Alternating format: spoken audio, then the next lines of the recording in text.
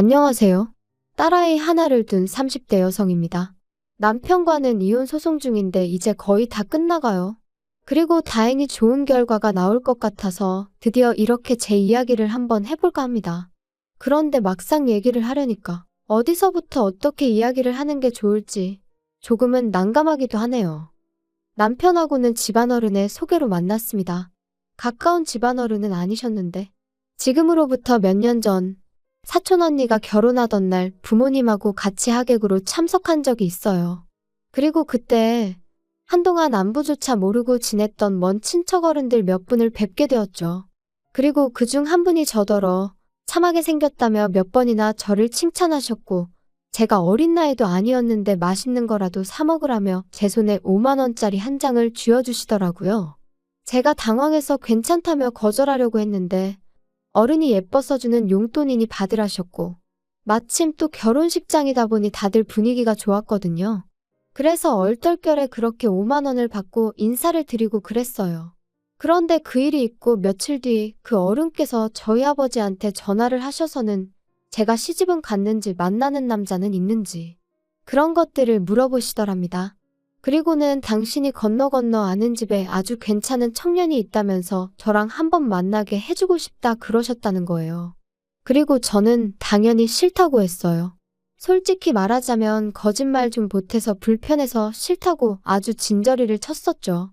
원래도 자연스러운 만남을 추구하는 저였는데 잘 알지도 못하는 집안어른이 주선하는 자리라니 상상만 해도 불편해서 속이 다 울렁거렸다니까요. 하지만 부모님께선 듣자 하니 이미 어른께서 그쪽 집안에다가 말도 해놓으신 것 같고 그래서 제가 안 나가면 그 어른 체면이 말이 아니게 생겼답니다. 그러면서 그냥 집안어른 부탁이니 눈 딱 감고 나갔다 오라고 그리고 혹시 아냐 정말 괜찮은 사람이 나올지 하셨는데 솔직히 그런 말은 귀에 들어오지도 않더라고요. 그저 이게 그 5만 원을 받은 대가인가 싶은 게 황당하고 짜증도 나고 정말이지 기대는커녕 만나기도 전에 있는 대로 마음이 상해버렸다니까요. 하지만 약속 날짜가 다가올수록 집안어른이 중간에 계시다 보니 그래도 기왕 나가는 거 잘해서 나가야겠다는 생각이 들대요. 그래서 옷도 신경 써서 갖춰 입고 서둘러서 집을 나섰더니 약속 시간보다 10분 정도 일찍 도착하게 되었죠. 그런데 남편은 벌써 도착해 저를 기다리고 있었습니다. 그게 좀 인상적이었어요. 게다가 준비라도 해온 사람처럼 자기소개를 하는데 긴장한 목소리도 목소리인데 사람이 성실하단 게 느껴지더라고요. 뿐만 아니라 남편도 저랑 같은 작가의 팬이라는 사실을 알았을 땐 신기하면서 괜히 반갑기까지 한 게 그러니 대화는 또 얼마나 잘 통했겠어요? 시간 가는 줄 모른다는 게 어떤 건지 그때 처음 알았네요. 이후로 저희는 인연을 만났고 11월에 어느 날 남편의 프로포즈로 결혼까지 약속했어요. 그리고 양가의 축복 속에서 부부의 연을 맺게 되었는데 여기까지는 솔직히 별 문제가 없었거든요. 아니, 오히려 무르르듯 자연스럽게 흘러가서 정말 우리가 운명은 운명인가 보다 그런 생각까지 들었죠. 그런데 제가 딸아이를 출산하고 얼마 지나지 않아 생각지도 못한 일로 남편이란 사람에게 크게 실망하고 말았습니다. 산후조리원에서 나온 후 저는 소위 남들이 말하는 독박 육아를 시작했어요. 육아휴직을 쓰는 게 눈치가 보였지만 딸아이와 유대감을 형성하는 게 중요하다 생각해서 어렵게 내린 결정이었죠. 하지만 육아라는 게 정말 마음처럼 쉽지가 않더라고요. 그래서 어쩔 수 없이 친정어머니의 손을 빌리는 날이 하루 이틀 늘어났습니다. 남편이 못마땅해하는 눈치였지만 그때만 하더라도 저는 그저 남편이 저희 친정어머니한테 미안해서 그런다고 생각했어요. 한편으론 시어머니보단 친정어머니의 출입이 잦아지니 그게 불편해서 저러나 싶기도 했고요. 그러다 딸아이가 100일이 좀 지났을 무렵 제가 알아눕게 되었는데 다행히 열이 있거나 한 것은 아니었지만 전에 없이 딸아이 돌보는 게 힘에 부치대요? 그래서 남편에게 이야기를 하니 시터를 부르라는데 솔직히 좋은 시터분들도 많겠지만 워낙 흉흉한 뉴스가 판을 치던 시기였거든요. 그러니 비록 제가 집에 있다고 해도 함부로 잘 알지도 못하는 사람을 집에 들이기가 겁나더라고요. 그래서 결국 친정어머니를 오시라고 했어요. 한 2주 정도 저희 집에 계시면서 저 좀 도와달라고요. 참고로 시댁에도 여쭤봤지만 어머님께서는 아주 난색을 표하시며 가면 일당으로 한 20만 원씩은 받아야 한다는 말씀만 하셨습니다. 저희 상황을 뻔히 아시면서 그런 말씀을 하셨다는 건 한마디로 싫다는 말씀이셨죠. 그런데 저희 어머니가 와 계신 지 꼬박 일주일 되던 날이었어요. 현관을 들어서는 남편 표정이 좋지가 않더라고요. 그래서 제가 밖에서 무슨 일이라도 있었어? 표정이 왜 이렇게 안 좋아? 장모님은? 잠깐 뭐 사러 간다고 나가셨는데 왜? 장모님 안 씻으시냐? 진짜 요즘 집에만 들어오면 구역질이 난다, 구역질이 나. 그게 무슨 막말이야? 집에서 무슨 냄새가 난다고 그래? 그리고 냄새가 나도 그게 우리 엄마한테서 난다는 증거 있어? 장모님 오시기 전엔 안 났는데 장모님 오신 이후로 며칠째 내가 속이 미식거린다고. 그러면 100% 장모님 때문이지, 안 그래? 우리 엄마 아침 저녁으로 씻으시거든? 당신보다 더 자주? 알지도 못하면서 생사람 잡고 있어, 진짜. 남편과 대화가 끝나기가 무섭게 친정어머니가 들어오셨고 저는 저도 모르게 친정어머니의 표정을 살폈습니다. 다행히 어머니는 아무것도 듣지 못하신 듯 했지만 제 마음은 편치 않았죠. 게다가 남편 말이 신경 쓰여 저도 모르게 코를 킁킁거리며 어머니 냄새를 맡게 됐는데 그런 제 모습을 알아차리자마자 이 상황 자체가 너무 짜증나고 서럽고 그런데 이내 곧 저녁 식사를 하는 자리에서 남편이 이번엔 아주 노골적으로 인상을 쓰더니 또다시 무슨 냄새 안 나냐고 그러더라고요. 그리고는 저희 어머니더러 장모님 씻으셨어요? 그러는데 정말이지 진짜 밥상이고 뭐고 확 뒤집어 엎어버리고 싶더라니까요. 그리고 어머니는 금세 얼굴이 빨개지셔서는 씻었는데 왜 나한테 무슨 냄새라도 나냐면서 당황스러워 하셨는데 어찌나 분하던지 눈물이 다 날 것 같더라고요. 사실 저희 어머니는 제가 결혼하던 해까지 시장에서 아버지와 함께 튀김 가게를 하셨어요. 아버지의 사업이 망하고 이후로 마지막이란 각오로 주변 분들에게 돈을 빌려 시작하셨던 일이었죠. 돈 빌려준 사람들한테 하루라도 빨리 갚아줘야 된다고 그러면서도 저한테는 뭐 하나 부족한 거 없이 해주시려고 한 달에 딱 하루만 쉬시면서 그렇게 20년을 장사하셨습니다. 그리고 덕분에 지금은 떵떵거리며 살 정도는 아니어도 어디 가서 아쉬운 소리는 안 하고 사세요. 3층짜리 작은 건물이지만 새들어 장사하던 그 건물도 저희 부모님이 사셨거든요. 하지만 저희 어머니는 그 튀김 가게가 우리를 살렸다 하시면서도 기름 냄새라면 아주 진저리를 치십니다. 그래서 지금도 남들 다 좋아하는 치킨도 안 드세요. 그리고 남편도 이런 사연을 다 알고 있어요.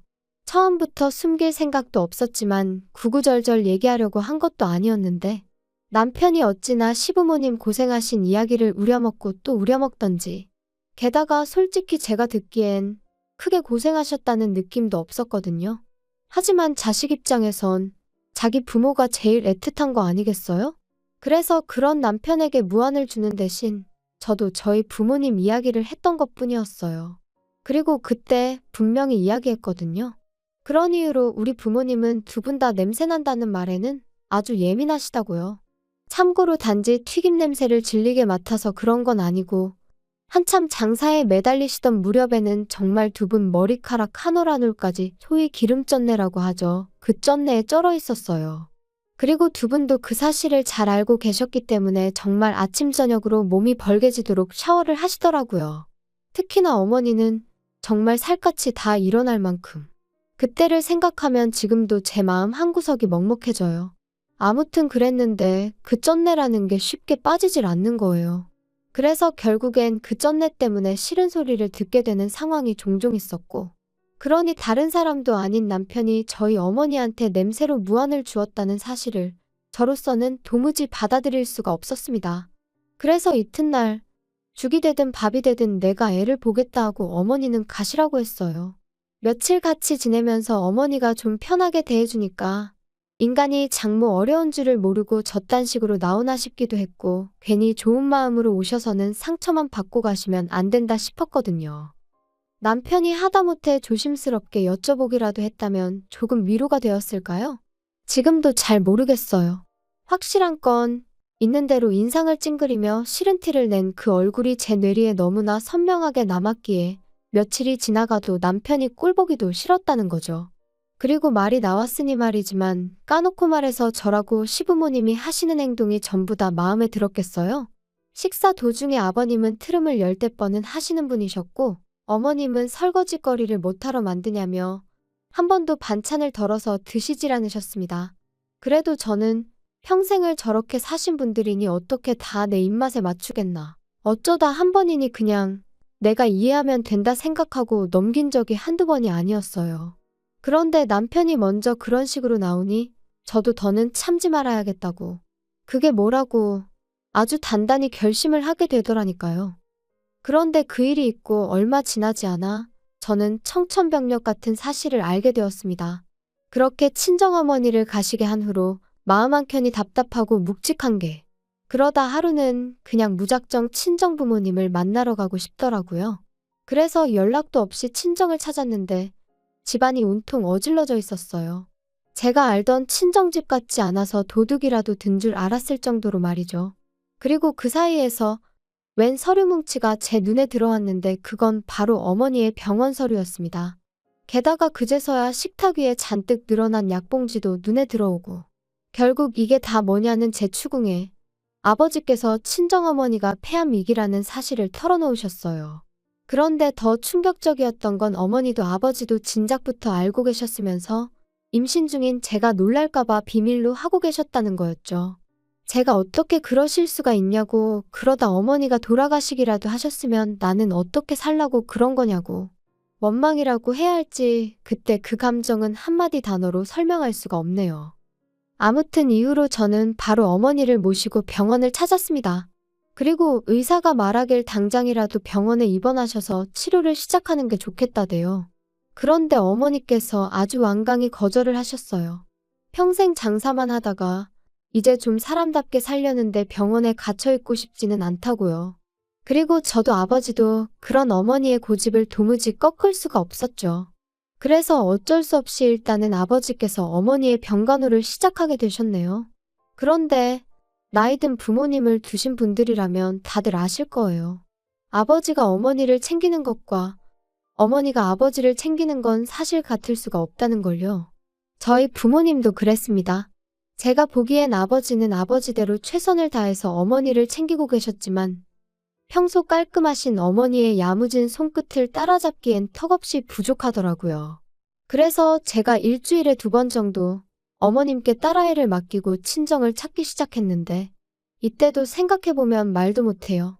남편은 저더러 결혼을 했으면 친정일은 좀 잊고 살아야 하는 거 아니냐며 언제까지 자기랑 딸은 팽개치고 친정만 그렇게 쫓아다닐 거냐면서 어이가 없었죠. 제가 할 일 없이 친정 부모님이랑 꽃놀이나 다니는 것도 아니었잖아요. 게다가 막말로 남편이 뭘 좀 도와주기라도 했으면 말을 안 해요.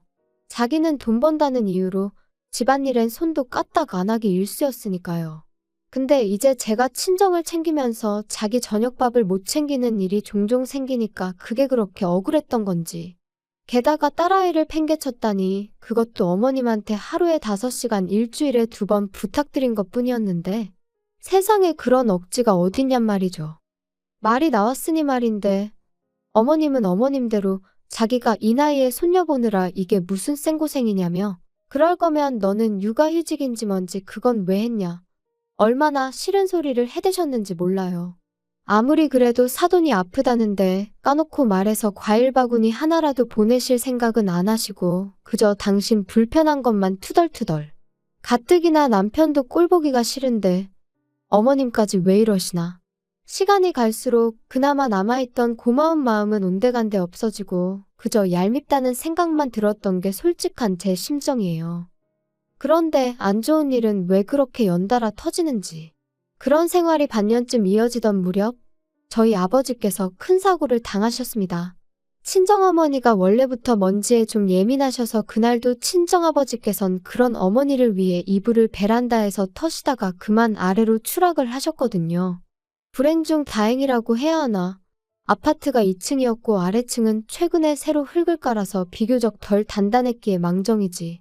아무튼 그렇다고 해도 아버지는 왼쪽 발목이 골절되셨고 꼬리뼈에도 금이 갔습니다.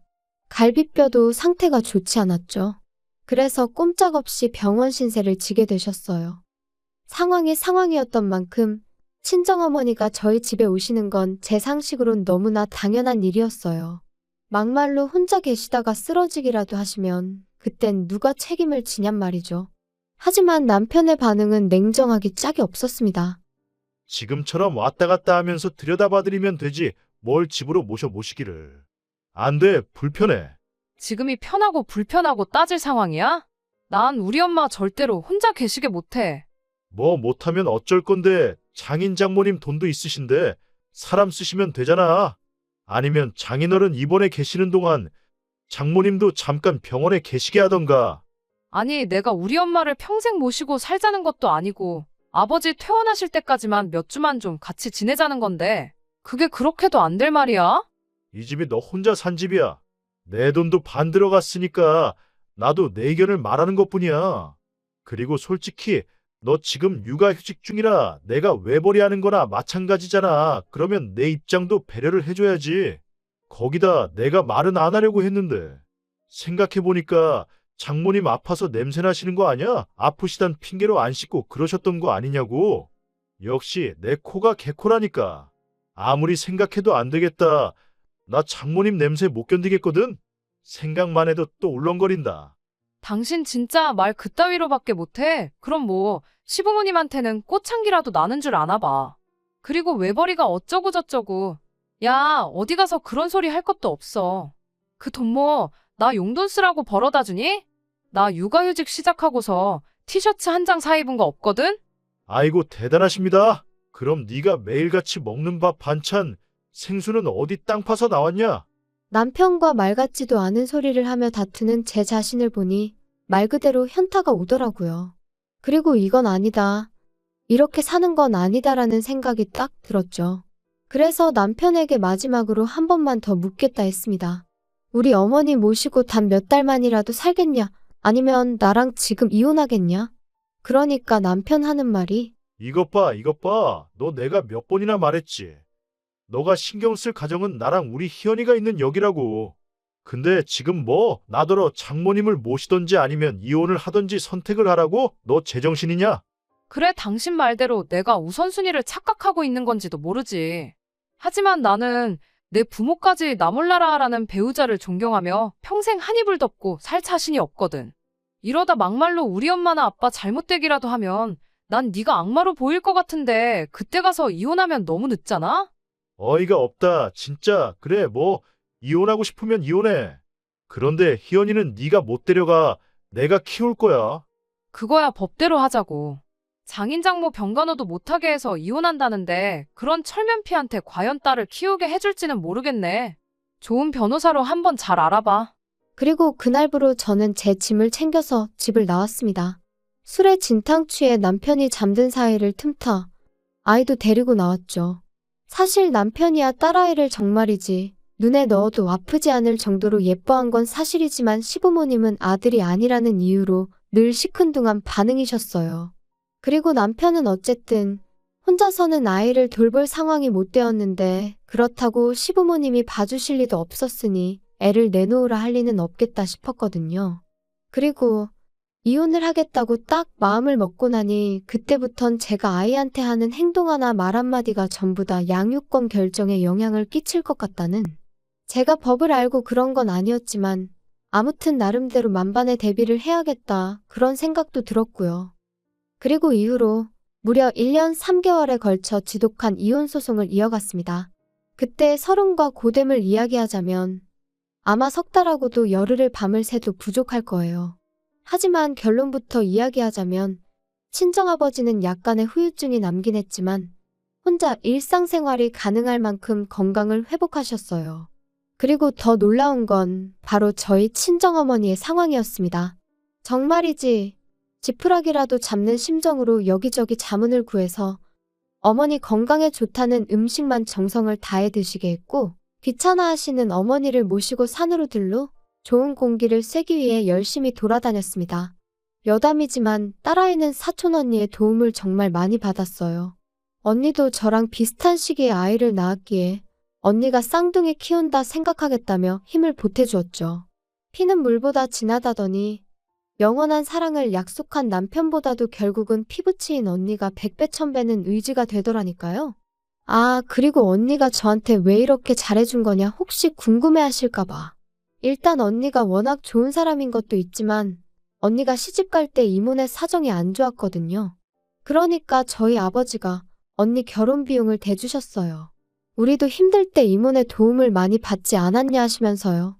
그래서 제 짐작이지만 언니가 선뜻 도와주겠다고 손을 내밀어 준 게 아니었을까. 고마울 뿐이죠. 아무튼 말하다 보니까 또 생각나네요. 정작 저 시집 갈 땐 남편이 남자 자존심이 어떻고 해가며 하도 우겨대서 결혼 비용을 기어이 반반 부담을 했어요.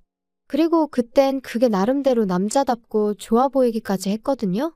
물론 살아보니까 쓸데없는 똥자존심으로 똘똘 뭉친 인간이었을 뿐이었지만 아무튼 그래도 이렇게 이혼하고 나니까 그때 반반하길 다행이지. 아까워서 혼날 뻔했네. 그런 생각이 다 들대요. 아무튼 그렇게 저랑 남편은 이혼을 했고 당연히 양육권은 저에게 왔어요. 그리고 사실 위자료는 별로 기대도 없었는데 크진 않았지만 800만 원을 받게 되었습니다. 그리고 양육비도 일단 매달 60만 원에 5년마다 한 번씩 다시 정하는 걸로 얘기가 되었죠. 그런데 제가 이런 거 저런 거 다 합쳐서 지금 사는 집을 그냥 그대로 나한테 넘기라 했어요. 꿈에도 보기 싫은 인간, 애 핑계로 또 봐야 되는 것도 싫고 이래저래 두 번 다시 얽히기 싫었거든요. 그리고 남편도 기껏 한다는 소리가 양육비니 뭐니 그런 거 있으면 어떤 여자가 자기랑 재혼을 하겠냐며? 좋다대요? 딸이라면 사족을 못 쓰는 인간이다. 그거 하나는 참 그래도 좋은 아빠다 싶었는데 양육비 얘기하면서 재혼 타령하는 거 보니까 그럼 그렇지 결국 이것밖에 안 되는 인간이었어. 그 생각만 들더라고요. 한편 저희 이혼 소식은 저희를 만나게 해주셨던 그 집안어른 귀에도 들어갔던 모양이에요. 그리고 솔직히 사과를 받아야겠다거나 그런 생각은 없었지만 아니나 다를까 감감무소식? 말 한마디 들려온 게 없습니다. 참고로 저희 결혼할 땐 그래도 저희 두 사람 사이에 다리 놔주셨다고 100만 원 받아가셨는데 말이죠. 솔직히 좀 착잡했는데 이렇게 또 인생을 배운 셈 치려고요. 친정어머니의 암이 완치가 된 것은 아니니 솔직히 지금도 완전히 평화를 찾았다 그렇게 말은 못하겠어요. 하지만 적어도 하나 도움 안 되는 돌멩이 같은 남편을 제 인생에서 걷어내고 나니 속은 후련합니다. 당분간은 친정부모님의 건강과 제 아이의 행복만을 인생의 과제로 삼고 그렇게 살아볼까 해요. 어쩌면 이것이야말로 영원한 사랑은 아닐까요? 들어주셔서 감사합니다.